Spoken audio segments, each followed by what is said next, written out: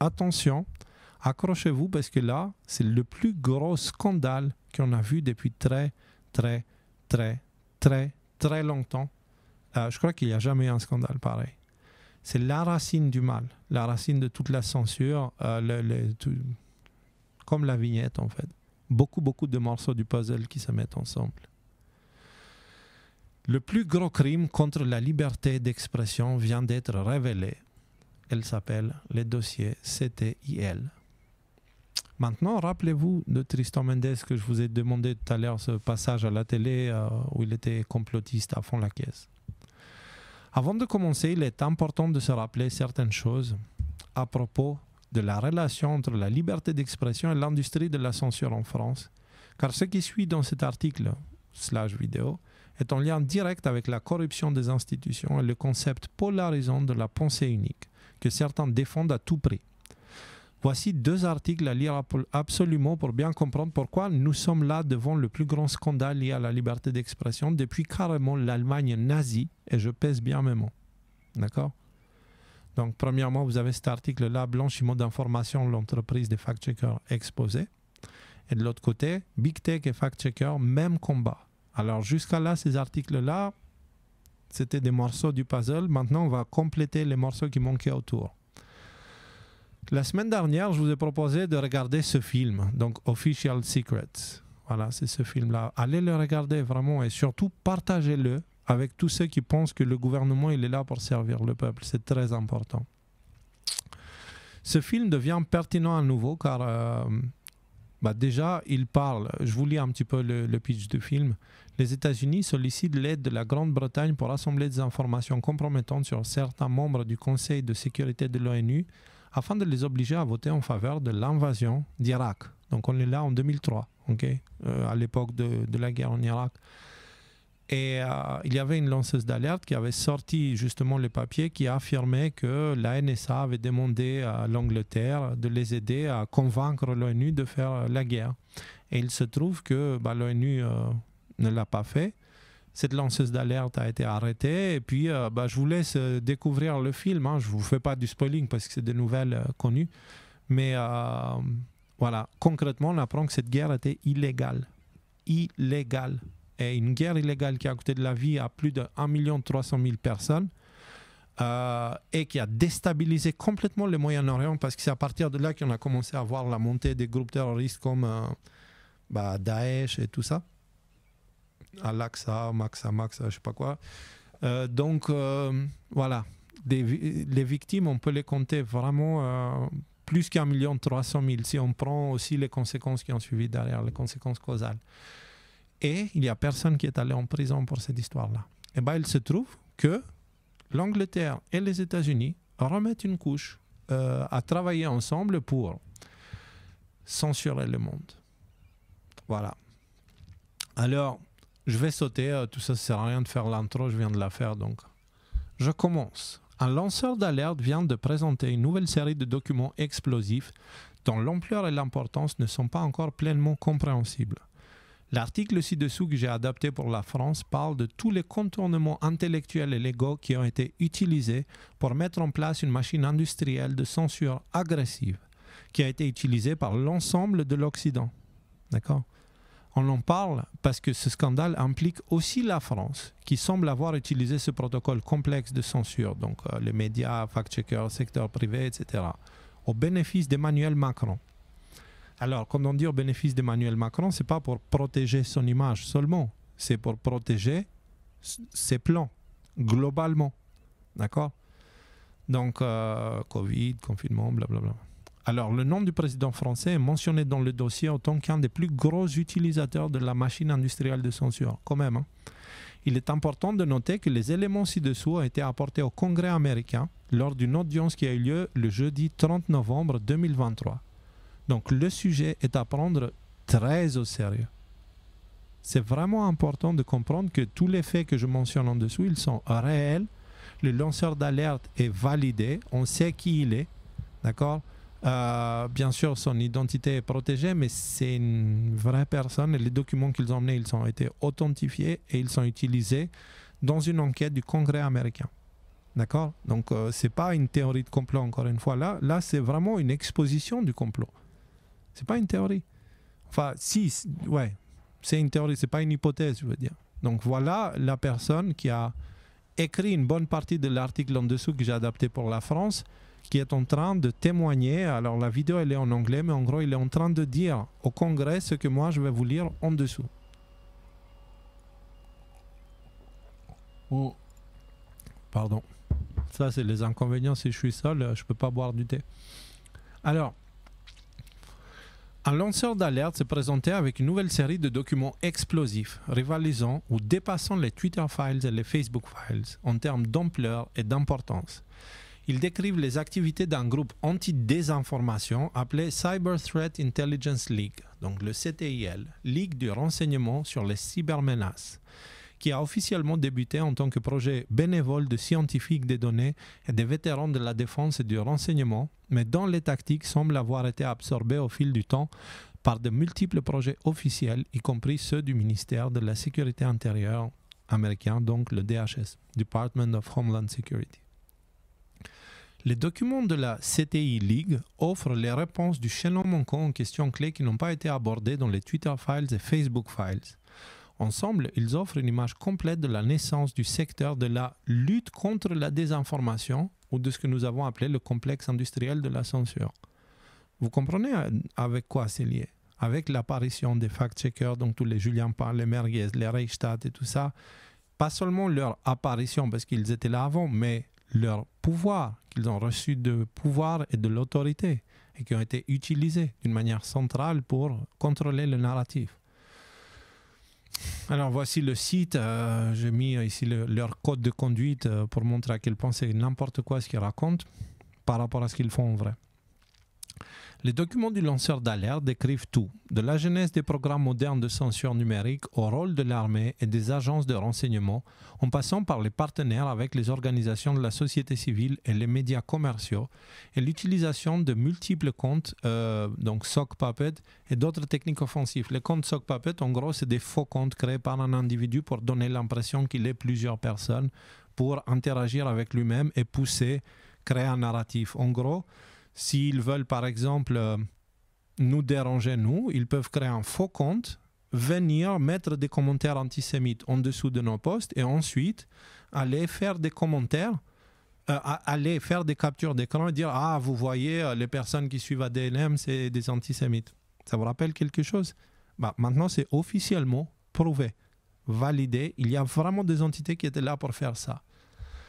Un document explique que si de telles activités à l'étranger sont généralement menées par la CIA, la NSA et le ministère de la Défense, les efforts de censure contre les Américains et aussi le reste de l'Occident doivent être menés par des partenaires privés parce que le gouvernement n'en a pas l'autorité légale. L'État n'a pas le droit d'intervenir et de censurer, donc ils ont dit « Ok, nous on n'a pas le droit, on va embaucher le privé, ils vont le faire pour nous ». C'est concrètement comme ça qu'on est arrivé aux Twitter Files et Facebook Files et YouTube Files et tout ça, quoi. Le lanceur d'alerte allègue qu'un dirigeant de CTI League, un ancien analyste du renseignement britannique, était dans la pièce à la Maison-Blanche d'Obama en 2017 lorsqu'il a reçu les instructions pour créer un projet de contre-désinformation afin d'empêcher une répétition de 2016. En gros, Trump est élu aux États-Unis, Obama panique, il invite du monde et il dit « Les gars, on doit faire quelque chose ».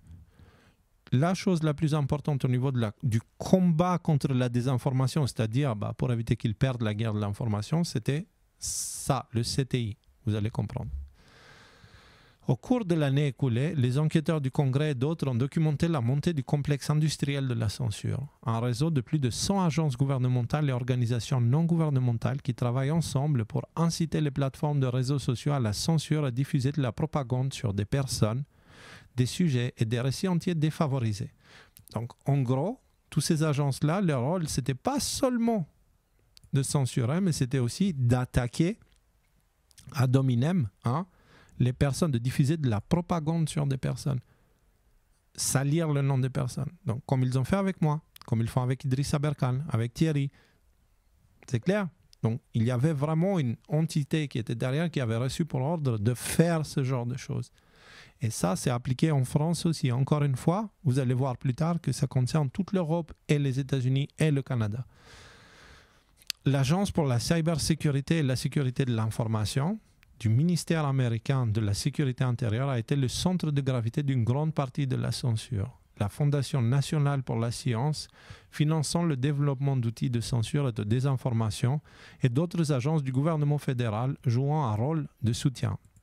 Donc le CISA, gardez ce nom en tête, c'est la partie du gouvernement qui, en gros, le gouvernement parlait à la CISA parlait avec le privé.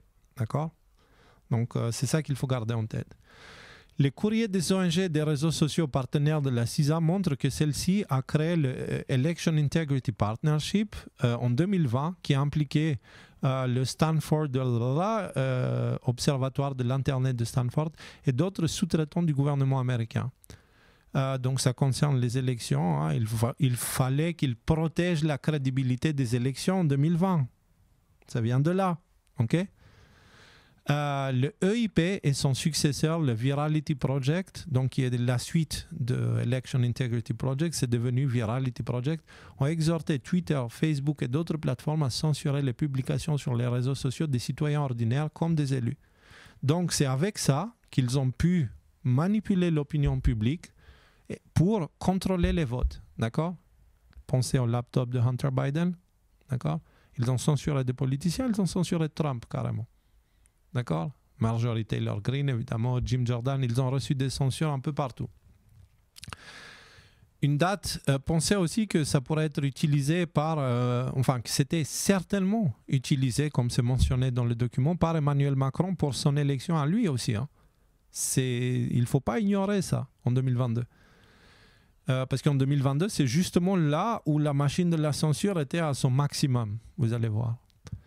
Alors, aujourd'hui, un grand nombre de nouveaux documents, notamment des documents stratégiques, des vidéos de formation, des présentations et des messages internes, révèlent qu'en 2019, des sous-traitants des services militaires et de renseignement des États-Unis et du Royaume-Uni, dirigés par une ancienne chercheuse de la défense britannique, Sarah Jane, donc SG Terp. Donc si vous voyez SG et Terp, c'est elle. Ça tranche à elle. C'est elle, c'est la testicule gauche de Satan, on va dire, dans cette histoire-là. Okay? Et il y a aussi la droite. Et on y arrive.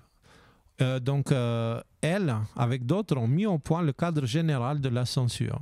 Ces sous-traitants ont co-dirigé la CTIL qui s'est associée à la CISA au printemps. Donc la CISA qui était la partie gouvernementale que je vous ai dit au-dessus. D'accord ? Donc le CTIL, dirigé par elle, et la CISA, la partie gouvernementale, travaillaient ensemble.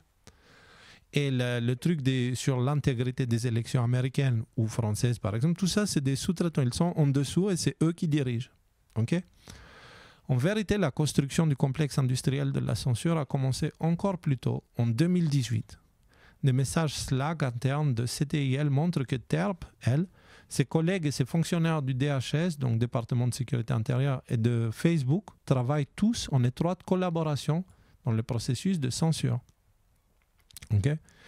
Le cadre du CDIL et le modèle public-privé sont les germes de ce que les États-Unis et le Royaume-Uni allaient mettre en place en 2020 et 2021, notamment le masquage de la censure au sein des institutions de cybersécurité et des programmes de contre-désinformation. Une forte concentration sur l'arrêt des récits défavorisés et pas seulement des faits erronés, et la pression exercée sur les plateformes des médias sociaux pour qu'elles retirent des informations ou prennent d'autres mesures afin d'empêcher le contenu de devenir viral. En gros, s'il y avait une information qui les dérangeait, en fait, il fallait absolument qu'ils contournent ça, qu'ils trouvent un moyen pour empêcher à ce que ces informations dérangeantes deviennent virales. Pensez laptop de Hunter Biden, par exemple. Pensez email de Hillary. Pensez un tas de choses. Okay? Au printemps 2020, le CTIL a commencé à suivre et à signaler les contenus désavoués sur les réseaux sociaux tels que les récits anti-confinement, comme genre tous les emplois sont essentiels, nous ne resterons pas à la maison et ouvrez l'Amérique maintenant. Encore une fois, ça s'applique aussi en Europe. Donc toutes les personnes qui se plaignaient pour le confinement, qui disaient qu'il est juste stupide, c'est eux qui suivaient derrière. Et bien sûr, avec la branche française, française que vous savez qui joue un rôle important là-dedans. Dans le cadre de ces efforts, le CTIL a créé un canal destiné aux forces de l'ordre pour signaler les contenus. L'organisation a également fait des recherches sur les individus qui posent des hashtags anti-confinement comme Libérer le Canada et a tenu une feuille de calcul avec des détails sur leur bio Twitter. Le groupe a également discuté de la demande de takedown, donc des suppressions et du signalement de noms de domaine et de sites web au bureau d'enregistrement. En gros, c'est les collabos puissance 1000, collabos high-tech. Voilà, on va les appeler comme ça. Hein. CTIL, c'est les collabos high-tech. Ils ont justement observé Internet pour voir qui dit quoi, commencer à créer des dossiers sur les personnes qui dérangent, etc., aller supprimer des réseaux sociaux en mettant la pression sur les réseaux sociaux, ou carrément à, on va dire, limiter l'accès à leur site Internet. Ça s'applique aussi pour nous. Hein. Encore une fois, on parle des États-Unis, mais c'est un truc global, parce que toute l'Europe a adopté exactement ces mesures-là. L'approche du CTIL en matière de désinformation allait bien au-delà de la censure. Les documents montrent que le groupe s'est engagé dans des opérations offensives pour influencer l'opinion publique en discutant des moyens de promouvoir des contre-messages, de coopter des hashtags, de diluer des messages défavorables, de créer des comptes de marionnettes fictives et d'infiltrer des groupes privés sur invitation uniquement. Juste ça en fait. Ce groupe s'est engagé à des opérations pour influencer l'opinion publique. Ça s'appelle la manipulation. D'accord ? En discutant de moyens de promouvoir des contre-messages. Donc eux ils disent ça, qu'est-ce qu'on dit nous ? De coopter des hashtags, donc jouer avec les hashtags, avec l'aide de Twitter, etc., pour les mettre sur le côté, pour donner l'impression que ce sont les sujets dominants. De diluer des messages défavorables, donc shadow ban ou voilà, publier des choses avec le même mot-clé pour, par exemple, si toi tu parles de Pizzagate, par exemple, ok, bah, eux, ils créent une autre actualité avec le même nom Pizzagate, comme ça, si les gens cherchent Pizzagate, ils tombent plutôt sur l'autre chose. Comme ça, au niveau des recherches, bah, c'est... Voilà. Mais ça s'applique aussi à des politiciens. S'il y a un scandale, par exemple, sur Hunter Biden avec son laptop, bah, ils vont sortir une autre info avec Hunter Biden, il s'est cassé la jambe ou je sais pas quoi. Comme ça, quand les gens cherchent ce nom-là, ils tombent sur cette information-là. C'est ça la dilution. Donc, ou de créer des comptes marionnettes fictives, des faux comptes, et d'infiltrer des groupes privés sur un objectif d'infiltration pour détourner. Nous-mêmes, je soupçonne des personnes avec qui j'ai bossé dans le passé avoir été ce genre de personnes qui sont venues infiltrer. Et ouais, c'est assez spécial. Hein? J'ai même fait des lives avec, donc c'est pour vous dire. Alors, le plan de TERP, dont elle fait part lors de présentations à des groupes de sécurité de l'information et de cybersécurité en 2019, consistait à créer des communautés de mésinformation qui incluraient le gouvernement. Donc, elle voulait créer des communautés qui combattent la désinformation et qui bosseraient avec le gouvernement. Les documents montrent également que TERP et ses collègues, par l'intermédiaire d'un groupe appelé Misinfosec Working Group, donc qui est le groupe de travail de mésinformation, dont fait partie d'IRESTA, ont créé une stratégie de censure, d'influence et de lutte contre la désinformation appelée Adversarial Misinformation and Influence Tactics and Techniques, donc le AMITT, donc ça veut dire tactique et technique de désinformation et d'influence adverse. C'est important à se rappeler, celui-là il va jouer aussi un rôle important. Ils ont rédigé AMIT en adaptant un cadre de cybersécurité développé par Mitra, une importante entreprise de défense et de renseignement qui dispose d'un budget annuel de 1 à 2 milliards de dollars financé par le gouvernement. Donc, Mitra travaille avec Amit. Mitra a le budget, Amit est une sorte d'intermédiaire pour bosser avec le CTIL. Comme ça, il y a de l'argent qui peut partir par là pour qu'ils puissent faire leur truc, d'accord? Et leur budget, c'est 1 à 2 milliards. Parce que tout ça, bien sûr, ça ne peut pas se faire à la lumière du jour. Il faut qu'ils magouillent des choses. Donc là, ce sont les noms impliqués et ils sont importants à mentionner. TERP, donc la dame qu'on a vue au-dessus, enfin, cette personne, a ensuite utilisé le AMITT pour développer le cadre DISARM que l'Organisation mondiale de la santé a ensuite utilisé pour contrer les campagnes anti-vaccination à travers l'Europe. Tada! D'accord?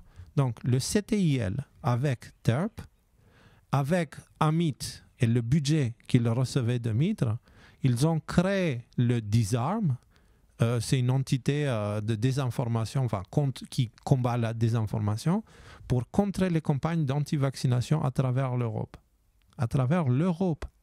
Europe. Elle est aux États-Unis. Ils ont fait. Voilà. Un élément clé du travail de TERP à travers CTIL, Misinfosec et AMITT a été d'insérer le concept de sécurité cognitive. Alors là, accrochez-vous parce que là, c'est la magouille intellectuelle et légale pour contourner le système et faire leur saloperie. En gros, cette idée de sécurité cognitive, c'est si notre cerveau peut être piraté, c'est qu'il a besoin d'une sécurité. D'accord? Donc, vous connaissez le concept « l'humain peut être piraté » de Yuval Noah Harari.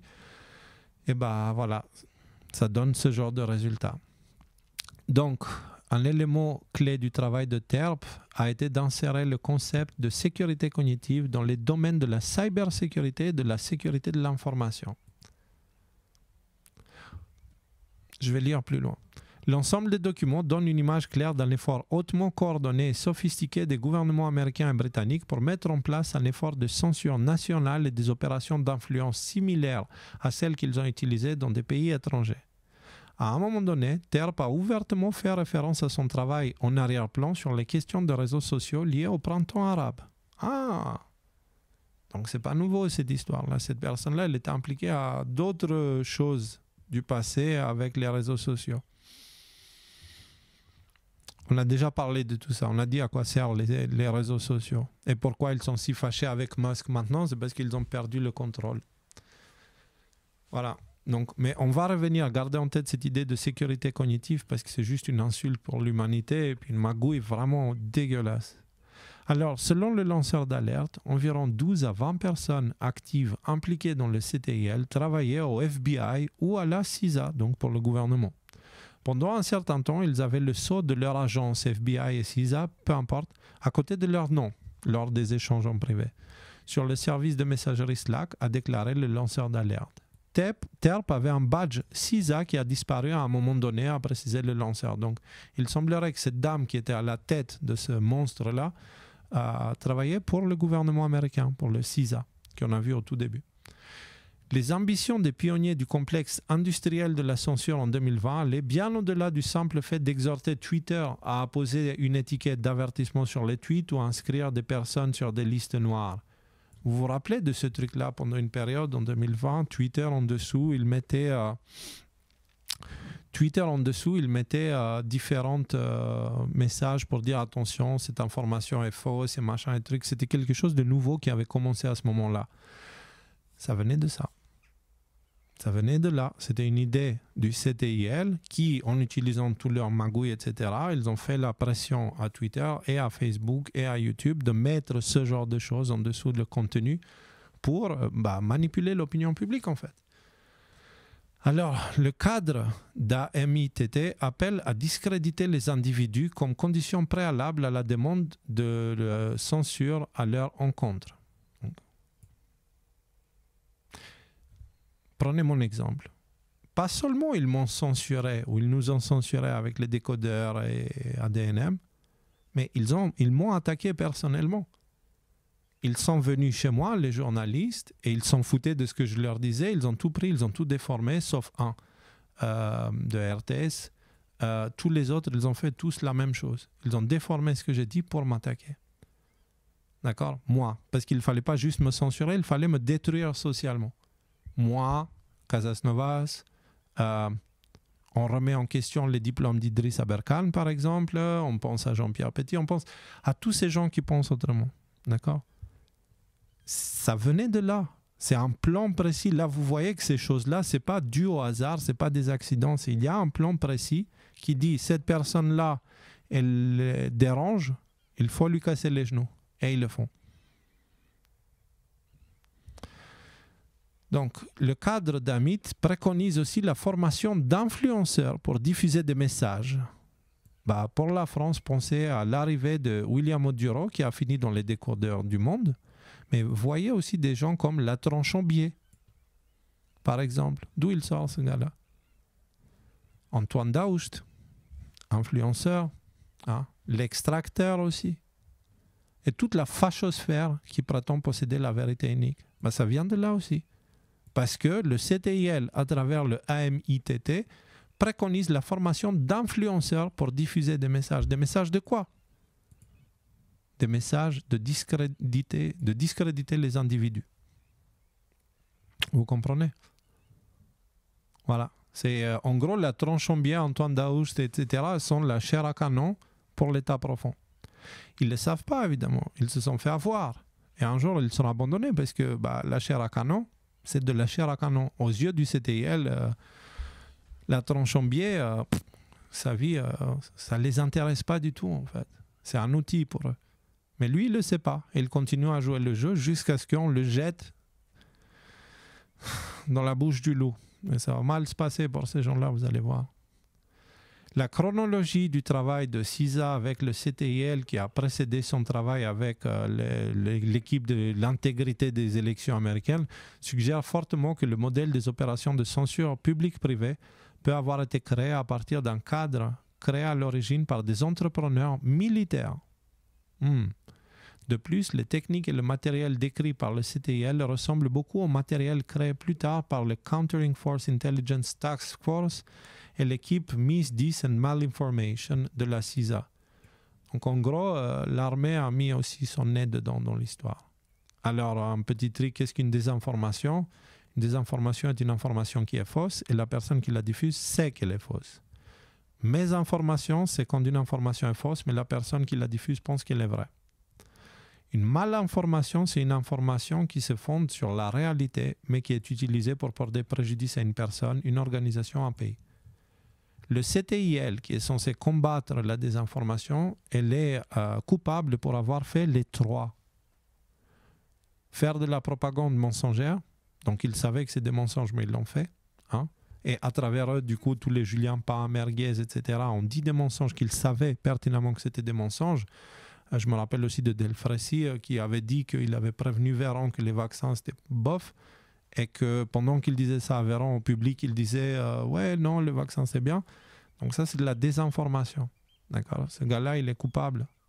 La mésinformation et la mésinformation, on va dire que beaucoup de monde est coupable de mésinformation sur Internet. C'est pas volontaire, c'est des gens qui croient que c'est vrai, qui partagent tout et n'importe quoi. Ça nous est déjà arrivé aussi à nous aussi. Donc personne n'est parfait, mais eux de leur côté ils s'excusent jamais et surtout ils utilisent la mésinformation leur avantage, ils se cachent derrière ça. Bref, et la malinformation, c'est toute la diffamation qu'on se prend dans la gueule. Plusieurs fois j'ai dû faire des appels à Reichstadt pour qu'il corrige ce qu'il écrit sur moi dans Conspiracy Watch parce que en fait, ça allait tellement loin dans les attaques, il racontait tout et n'importe quoi, il se rendait en porte-à-faux légalement. Donc, parce que Reichstadt, il bosse avec, clairement. Alors, peut-être pas directement à travers des sous-traitants, mais les techniques de Reichstadt et de Mendez et de Julien Pain et de William Orduro et de tous ces ordures, de tous ces individus, et en fait, c'est les mêmes techniques que là. Ils ont fait leur formation ici avec le CTIL. Okay? C'est important de ne pas ignorer ça. Alors, on continue avec quelques tableaux et quelques preuves et quelques exemples d'échanges, etc. Okay? Que, on n'a pas le temps parce que je commence à fatiguer un petit peu. Bloomberg et Washington Post et d'autres ont publié des articles crédules au printemps 2020, affirmant que la CTI League était simplement un groupe d'experts bénévoles en cybersécurité. Ses fondateurs étaient un ancien agent du renseignement israélien. Je ne veux pas aller plus loin. Donc, je ne veux pas dire qu'Israël est mêlé avec ça, mais Mossad, quand même, ils ont le nez un peu partout. Donc, voilà. Donc, à chaque occasion, les hommes travaillant pour le CTIL, le CTIL, ont souligné qu'ils étaient simplement des bénévoles motivés par l'altruisme. Pourtant, l'un des objectifs clairs et dirigeants du CTIL était de renforcer le soutien à la censure au sein des institutions chargées de la sécurité nationale et de la cybersécurité.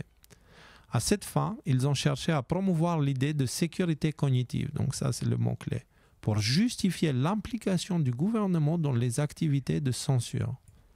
La sécurité cognitive est la chose que vous voulez avoir, a déclaré Madame Terp lors d'un podcast en 2019. Vous voulez protéger cette couche cognitive. Fondamentalement, il s'agit de pollution. La désinformation est une forme de pollution sur Internet. Vous comprenez là ce que Terp et Pablo... je vais juste prendre 2 secondes pour ceux qui ne comprennent pas le principe de sécurité cognitive. Vous avez un PC, ok? Votre PC, si vous allez sur Internet et si vous ne faites pas attention, il peut être piraté, d'accord? Donc, il y a des cybermenaces, on appelle ça, sur Internet. Et donc, c'est le groupe sur les cybermenaces qui a pris sur lui de faire le travail de la censure. Pourquoi? Parce que ils ne pouvaient pas créer un groupe qui s'appelle le groupe de la censure. Donc, ils ont mis ça sur la cybersécurité. Mais tu vas me dire, pourquoi cybersécurité? La logique derrière, c'est tu peux programmer un ordinateur, tu peux programmer un humain. Alors, tu peux pirater un ordinateur, tu peux pirater un humain. Et du coup, les menaces de sécurité informatique, elles sont identiques aux menaces de sécurité cognitive. C'est ça la logique, en fait. Et en le faisant, qu'est-ce qu'ils ont fait? Ils ont caché dans un domaine obscur le travail de la censure. Comme ça, les gens qui cherchaient, ils n'iraient pas chercher de ce côté-là. Ils n'auraient pas compris. Ça n'a absolument aucun sens. Et pourtant, c'est exactement ce qu'ils ont fait. Donc, Terp et Pablo Brauer, donc ça, c'est un nom important parce que c'est justement ça, Terp, c'est la testicule gauche, lui, c'est la testicule droite de Satan. Un autre dirigeant du CTIL, comme Zeidenberg, avait des antécédents militaires et était d'anciens entrepreneurs militaires. Pablo Brauer est un ancien commandant de la marine américaine. En juin 2018, Terp a assisté à un exercice militaire de 10 jours où elle dit avoir rencontré Brauer.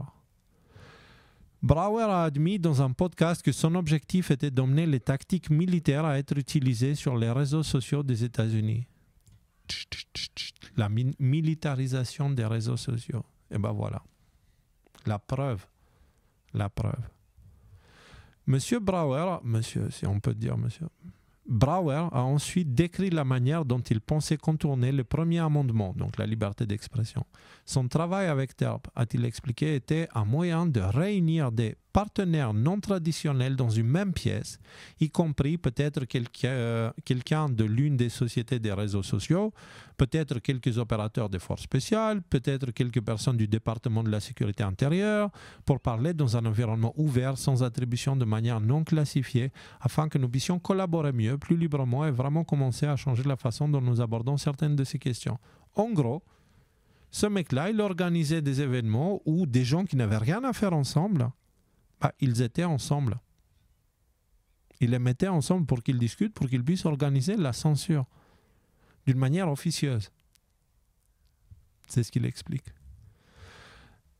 Détail important, je l'ai mis en bleu gras. Dans chaque incident mentionné, les victimes de la désinformation appartenaient à la gauche politique.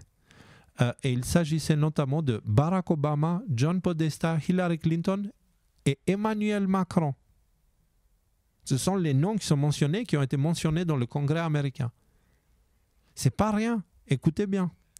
Dans chaque incident mentionné, donc en gros, à chaque fois que ce groupe-là parlait de désinformation, ça concernait Barack Obama, John Podesta, Hillary Clinton et Emmanuel Macron. Barack Obama, pourquoi? Obamagate. John Podesta, pourquoi? Pizzagate. Hillary Clinton, pourquoi? Pizzagate. Et aussi, évidemment, le Obamagate. Et Emmanuel Macron, pourquoi? Ah, ça, c'est une bonne question. Qu'est-ce qu'Emmanuel Macron a à foutre dans cette liste-là, en fait? Et pourquoi le CTIL protège Emmanuel Macron? Le rapport n'a pas caché que les 2 tremblements de terre politiques de 2016 l'ont motivé à lutter contre la désinformation, donc c'est le Brexit et l'élection de Trump. Une étude des antécédents de ces événements nous a amené à réaliser qu'il y a quelque chose de déréglé dans notre paysage d'information, ont écrit Terp et ses co-auteurs. Les idiots utiles et les 5e colonnes habituelles, auxquelles s'ajoutent désormais les robots automatisés, les cyborgs et des trolls humains, s'emploient à manipuler l'opinion publique, à attiser l'indignation, à semer le doute et à ébranler la confiance de nos institutions. Et maintenant, ce sont nos cerveaux qui sont piratés. Au mot près, ce que, comment il s'appelle, Martin Weil avait dit, vous vous rappelez, il avait posé la question, vous ne trouvez pas que c'est dangereux de remettre en question les institutions et les élections et tout ça? Que je lui avais dit qu'en fait, non, c'est dangereux de ne pas pouvoir les remettre en question. Parce que c'est ce qui se passe en Corée du Nord et à l'Albanie dictatoriale. Donc, voilà, ça vient de là. Elle disait déjà assez vite que, en fait, ça pose problème. Il y a quelque chose. Ils sont en train de perdre la guerre de l'information. Les gens commencent à s'informer autrement. Les réseaux sociaux qu'ils voulaient utiliser, eux, pour leur contrôle à eux, commencent à être utilisés contre eux. Elle n'est pas contente, la dame. Et tout ce qu'elle dit là, parce qu'elle dit quoi? Elle dit les idiots utiles et les cinquièmes colonnes. Bon, les idiots utiles, c'est eux, auxquels s'ajoutent désormais des robots automatisés, des cyborgs et des trolls humains. Tout ça, ce sont des moyens que ce sont eux qui utilisent pour censurer, bloquer, calomnier, diffamer, etc.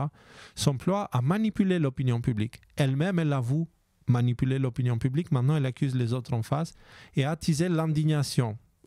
Pardon, mais avec tout ce qui se passe, il n'y a pas besoin d'attiser quoi que ce soit. Il y a de quoi être indigné. Et à semer le doute et ébranler la confiance dans nos institutions. Non, les institutions, elles font tout pour que la confiance soit ébranlée. On l'a vu avec le vaccin, avec le virus, avec les confinements, avec les masques, avec prendre des gens pour des cons. Donc non, c'est eux qui ont fait tout pour couvrir tout ça, justement. Donc bref. Et maintenant, elle dit que ce sont nos cerveaux qui sont piratés. En gros, c'est nous qui sommes le danger de piratage, la cybermenace intellectuelle. C'est nous, les médias alternatifs, en fait. Là, vous avez un cas typique d'inversion accusatoire où Terp et ses co-auteurs mettent sur le dos des innocents les crimes contre la liberté qu'ils commettent eux-mêmes.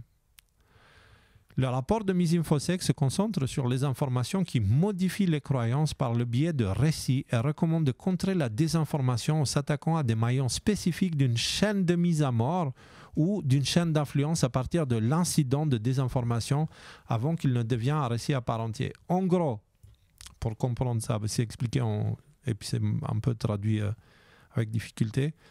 C'est des termes complexes. Concrètement, il y a une information importante qui sort, d'accord? Qui sort. Et eux, ils veulent masquer ça. Alors, qu'est-ce qu'ils font? Ils vont créer une petite fausse information. OK? Et ils vont essayer de la propager. Du coup, les gens qui ne sont pas expérimentés parce qu'ils ne sont pas journalistes, ils vont tomber dans le piège, certains. Hein?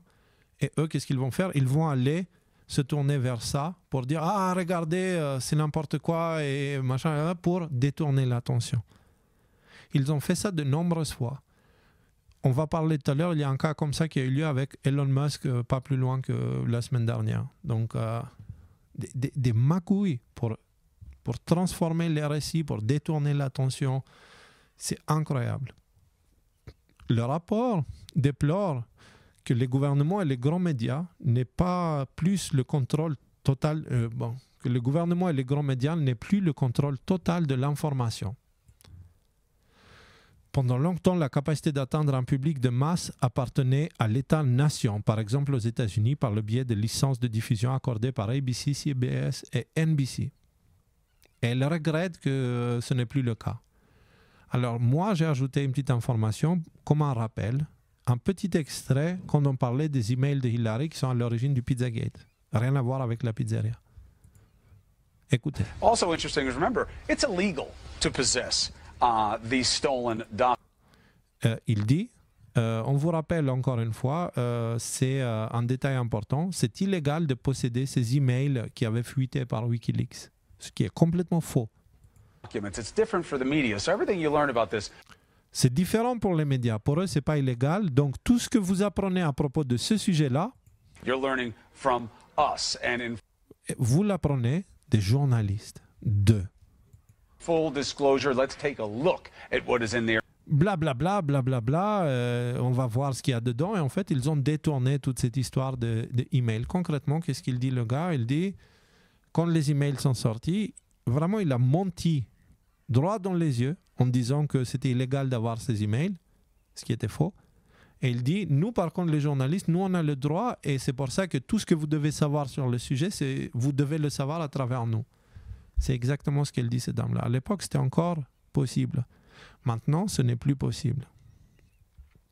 Aujourd'hui, cependant, le contrôle des instruments d'information a été dévolu aux grandes entreprises technologiques qui se sont montrées complaisantes et complices en facilitant l'accès au public pour les opérateurs d'information à une fraction de ce que cela leur aurait coûté par d'autres moyens, dit Terp.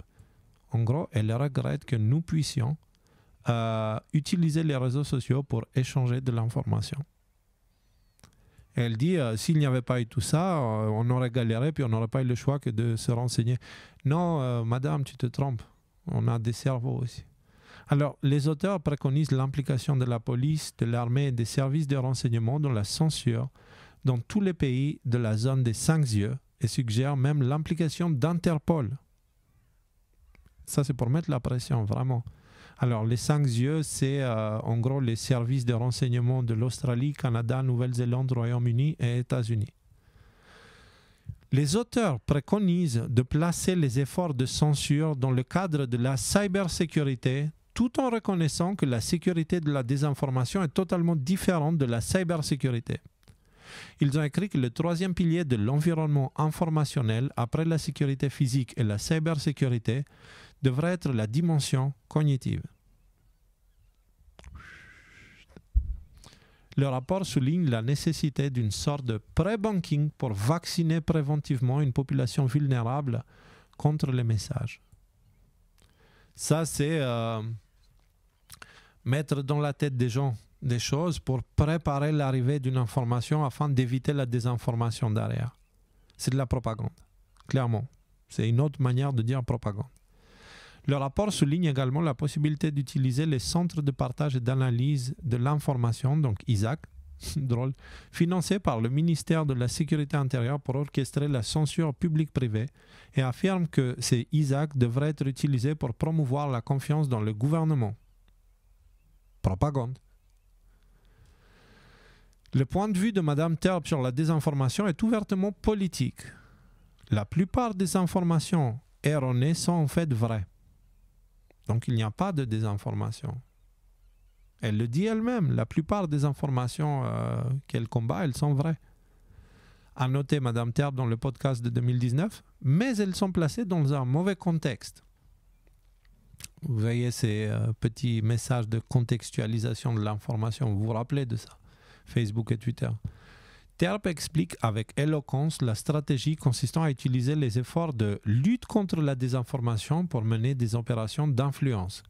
En gros, en essayant de lutter contre la désinformation, elle menait une opération d'influence. Elle manipulait les gens. Elle influençait les gens à croire des choses qui ne sont pas vraies.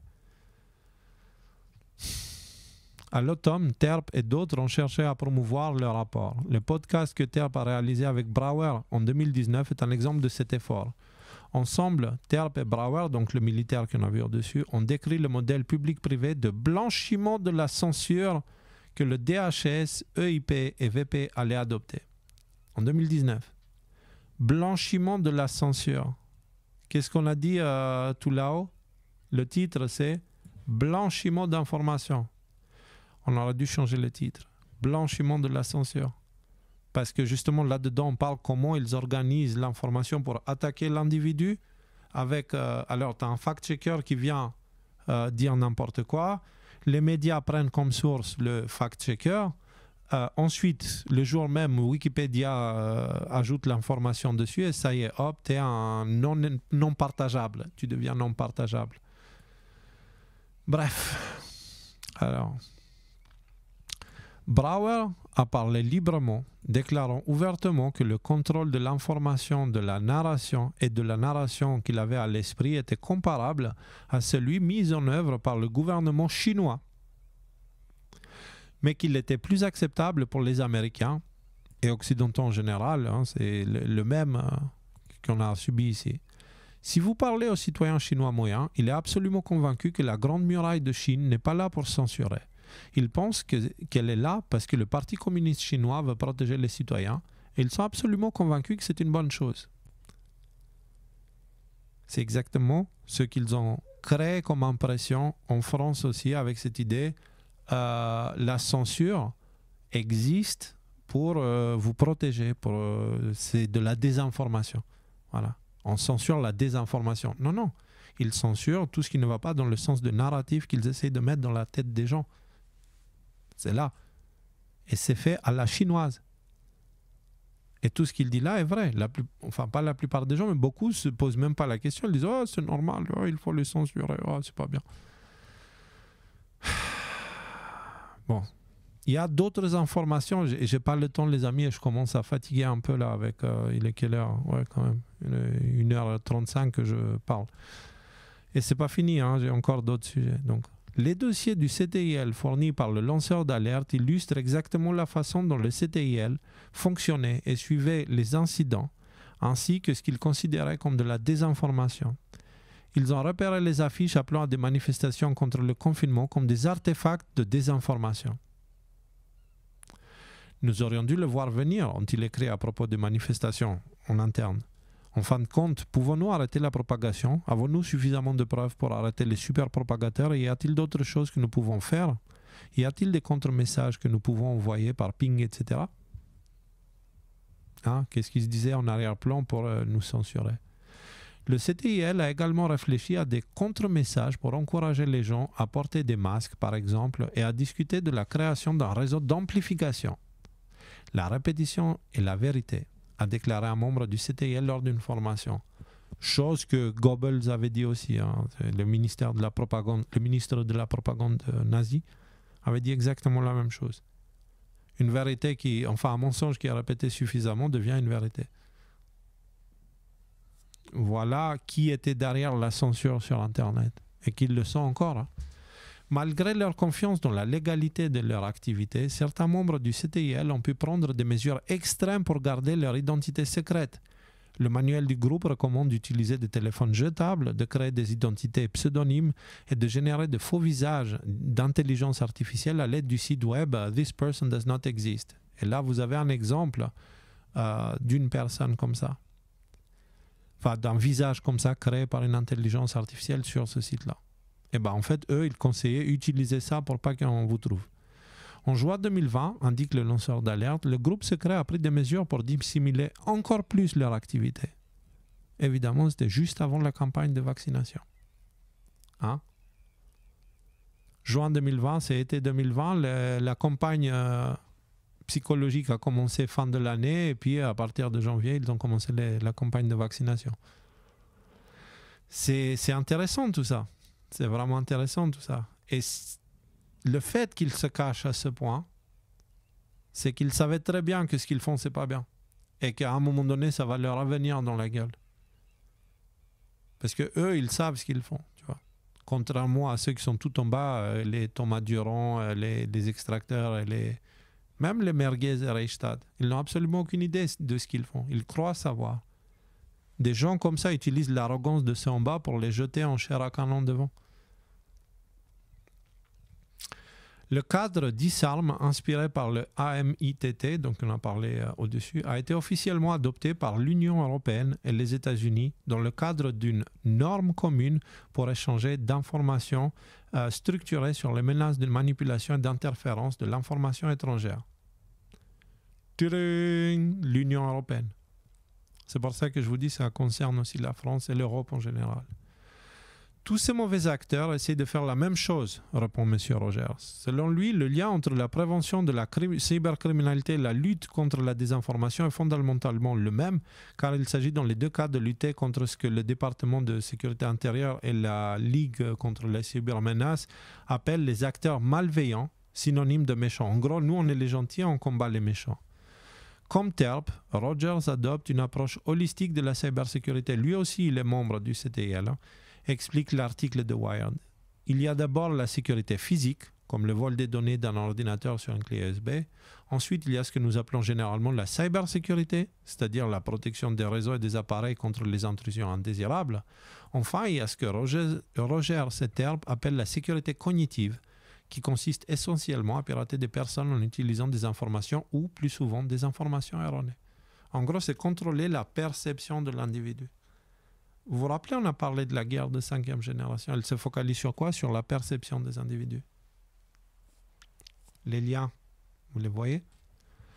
Le CTIL semble avoir fait parler de lui au printemps et à l'automne 2020, pour la même raison que le Election Integrity Project, donc le projet sur l'intégrité des élections, prétendre plus tard que son travail avait été fait au grand jour et que quiconque suggérait qu'il était secret s'engageait dans une théorie de complot. Voilà. Ils avaient tout fait pour se cacher, pour censurer, pour manipuler, etc., etc. Et à la fin, enfin en 2019, ils avaient fait 2-3 podcasts. Et après, ils sont allés en souterrain pour faire leur magouille. Et de temps en temps, ils sortaient un petit communiqué vite fait, hein, comme une certaine carte qui ont sorti les Reichstag et tout ça il n'y a pas longtemps. Des cartes des sites internet complotistes, comme ça qu'ils les appelaient. En fait, là, ils ont fait la même chose. De temps en temps, ils sortaient des trucs pour dire non, nous, on n'œuvre pas dans l'obscurité, nous, on œuvre à la lumière et on a tout montré, puis on est gentil. Et puis, croire le contraire, c'est une théorie de complot. Vous savez que quand il y a ce genre de choses-là, il y a anguille sous roche, grosse anguille, il y a dragon sous roche, carrément, là, pour le coup. Donc, les amis, voilà, avec ce sujet il remplit un peu le cerveau, j'avoue, il est un peu long, fatigant, plein de choses, mais il est aussi central. Est-ce que j'ai besoin d'ajouter quelque chose? Non, peut-être que je devrais faire dans le prochain live une sorte de résumé, mais là, il fallait que je donne tous les détails. Et je fais un appel à tous les médias alternatifs. Prenez ça, partagez-le, découpez-le en petits morceaux, parlez des sujets qui vous intéressent, prenez l'article. J'ai pas envie que vous parlez de moi. Enfin, c'est pas que j'ai pas envie. Si vous voulez pas parler de moi, je m'en fous. Si vous voulez pas être assimilé au QAnon français, comme ils essayent de nous mettre dans le même tiroir, ça fait partie justement des stratégies qui sont mentionnées par le CTIL. Pourquoi vous pensez que Mendez, il veut absolument me mettre dans le tiroir QAnon? Même si je dis que non, copain, tu ne me confonds pas avec les gens qui attendent le retour de JFK Junior, les platistes et tout ça, c'est pas la même chose. C'est pas des sujets qui m'intéressent, tout ça.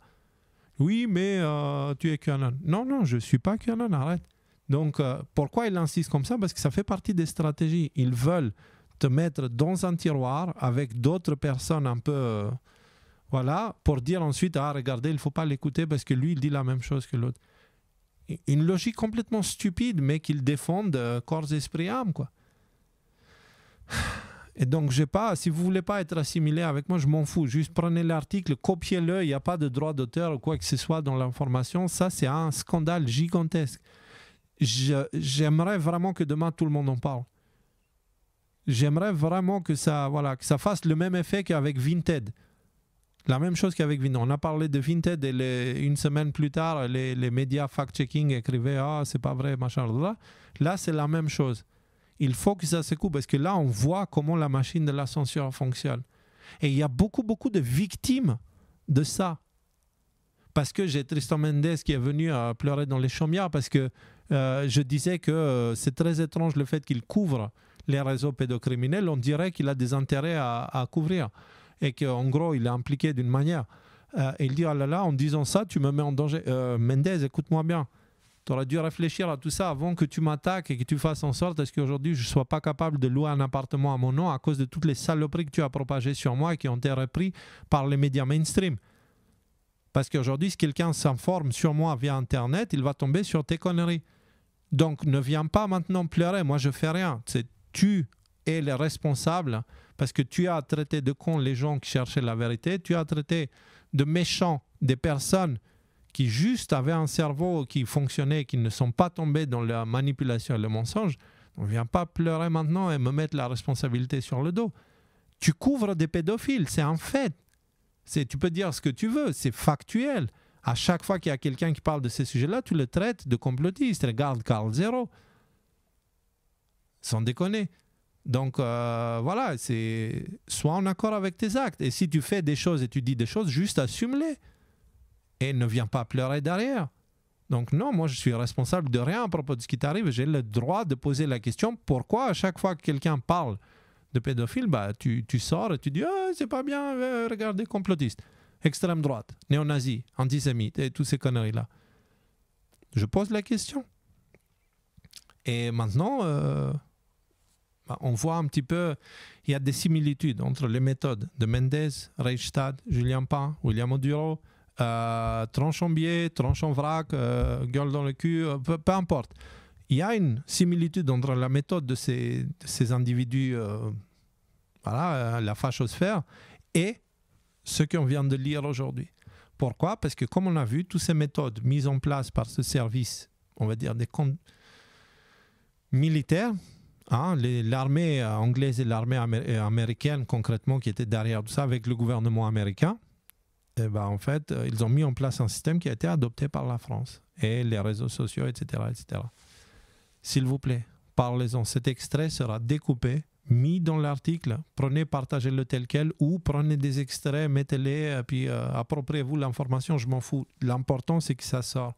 Il faut que les gens sachent. Et surtout, pour finir avec le sujet, tout ceci est actuellement entre les mains du Congrès américain. Et tous les dossiers qui ont été mentionnés là, avec les faits qui ont été mentionnés là, ils ont été donnés au Congrès américain lors d'une enquête qui a lieu actuellement sur la militarisation des services des réseaux sociaux, sur l'utilisation en gros des réseaux sociaux comme arme politique. Et pas que des réseaux sociaux, aussi des médias mainstream et aussi du secteur privé. Donc c'est du sérieux. Ce n'est pas une théorie complotiste, non, c'est un véritable complot qui est en train d'être exposé à la lumière du jour.